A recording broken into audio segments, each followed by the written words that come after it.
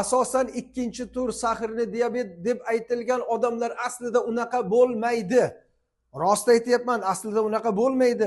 Qandli diabetda o'sha sahrli diabet deb kelgan odamlarda savol javob qilaman.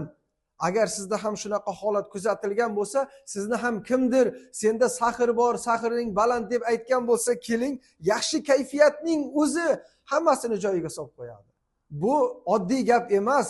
Bu qandli diabet, o'sha kortizol gormoni bu buyrak usti faoliyati bilan kechadi. Buyrak usti faoliyati bilan kechadigan kortizol gormonini siz qaysidir giyohlardan, qaysidir dori ukollardan topolmaysiz. Buni qo'l bilan ushlab bo'lmaydi.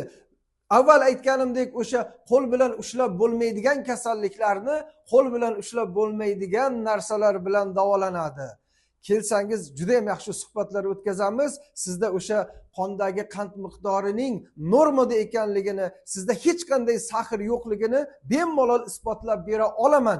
Agar rostdan ham sahr bo'lsangiz, uni ham davosini qilsa bo'ladi. Iltimos sizdan, agar oyog'ingizni kesishga kelib qolgan bo'lsa, barmoqlaringizni kesamiz degan bo'lsa, ozgina vaqt bering. O'zingiz uchun, biz uchun emas, men uchun emas, o'zingiz uchun bir oylar vaqt so'rang-da, keyin keling, men sizga juda zo'r yo'llarni aytib beraman. Xudo xohlasa, umuman oyog'ingiz kesilmaydi. Mana javob berib aytayapman-ku. Prosta keling oldimga, savol javob qilamiz. Bo'ldi.